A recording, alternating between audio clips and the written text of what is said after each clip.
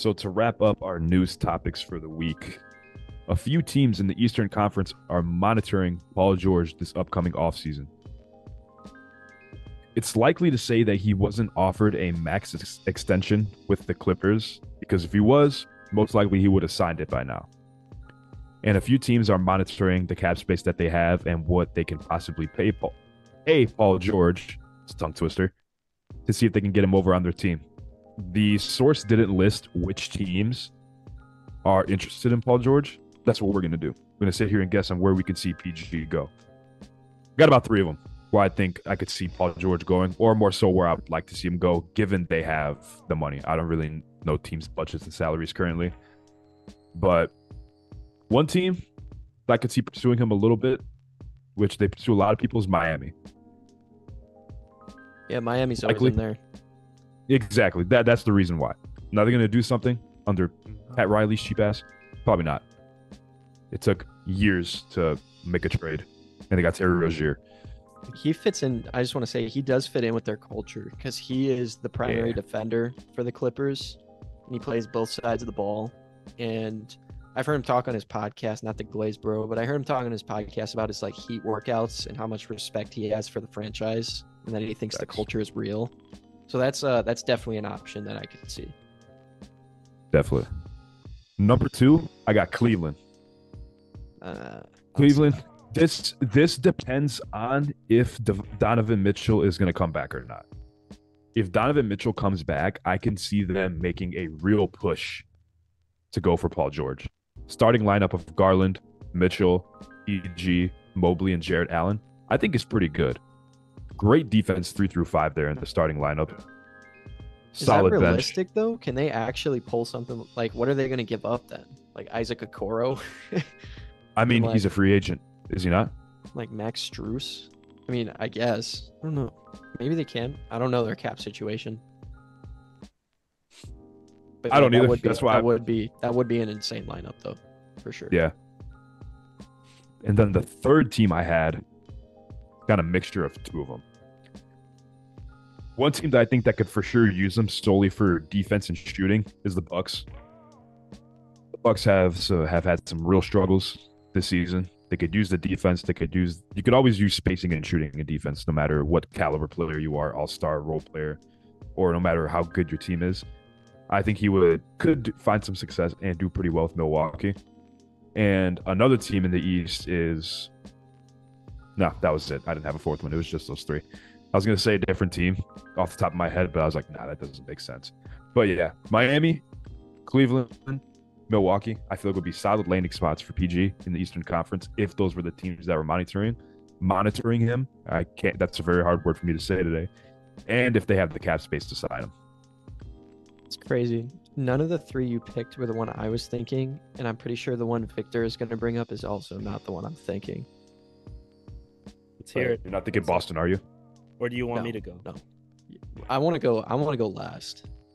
All right, then I guess I'll go next. Well, according to what I just pulled up, the only team that really has, I don't know what you would call it, but specific interest in Paul George is the 76ers. That's the team I was thinking of. Which I don't quite understand. But then again, I don't really see the 76ers being able to do enough to win a championship right now. For whatever reason, I just can't shake this feeling that the 76ers are doomed to fail. Don't know what it is, but we'll move on. But yeah, just because they're the only team that's so far showing interest in him, I think that's kind of just the reason why I would go with them at number one. Number two, somewhere that I would like for oops, well, I kind of just said it, but I would like to see him on the Pacers. I think that that's a team that, he's played for before. He could play for again. Does he have some bad history there? Maybe. Whatever. I would like to see Paul George on the Pacers. I think that could be a good fit for him. I think he could bring a little bit of veteran experience, but also just, offensive power to that team, at least a little bit. Additionally, I would like to see him on the Warriors. Why? Not really any reason. Warriors are a good team that I like. The East. And why not? On the East. Yeah, wait, this defeated the purpose of everything that we did. And you want to see everyone go to the Warriors. LeBron, PG, Yeah. No, I do. Giannis. Moses. You're right. But yeah, outside of those two teams, there's not really, I guess, that many places I would see him landing. So yeah, I guess those are going to be my two picks, Pacers and 76ers. Breaking news: the Golden State Warriors have signed Moses Ka. You can cut that out. That just really popped in my head. Y'all know Moses Ka? Yeah.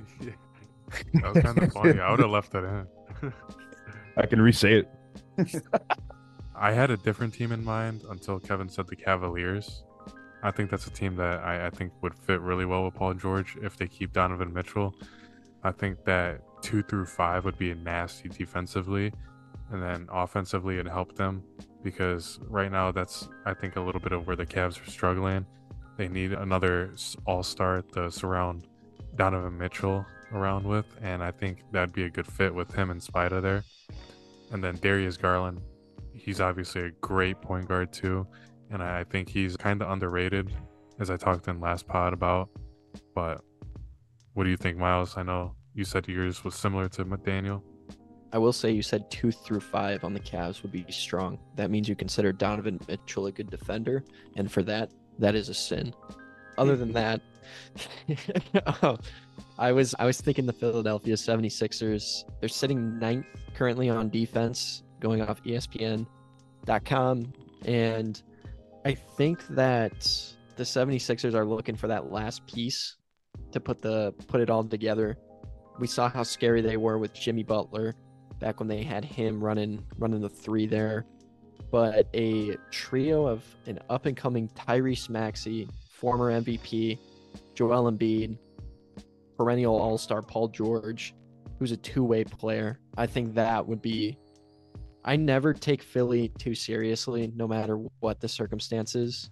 But if I saw that roster, that would definitely scare me. I think that team could definitely make waves in the East.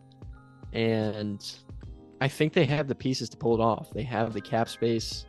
You might have to give up Heald, which I don't think is that big of a loss. I think he was kind of just a last-ditch effort to gain some shooting on the roster. They got pieces, but they're not like super major pieces. They could definitely get a deal done, but maybe give up like Paul Reed, Tobias Harris you could get rid of. Send his ass back to the Clippers. But yeah, I think that like Tobias Harris and Buddy Hield would be a reasonable trade for Paul George. Obviously, I don't know the contracts, but I think it's realistic, and I truly think that it'll work. So that is my take. Obviously, that Cleveland lineup is insane on paper on both ends of the floor. I'm not sure how realistic it is. Victor, you said the Knicks. I could see the Knicks as well. Yeah. Knicks are always in there, and I do like the Heat as well. The Heat were nice. He'll fit right in there. So, yeah, my pick was the Sixers. I'm with Daniel on this one, and I guess I'll throw in the Sixers are a team that's not afraid to make moves. Trading Harden early in the season, what they did to Jimmy Butler, sadly, signing at the trade deadline. They signed Campaign, signed Kyle Lowry, signed Buddy Hield, or traded for. But yeah, I'm going to go 76ers. I think that's the best spot for him.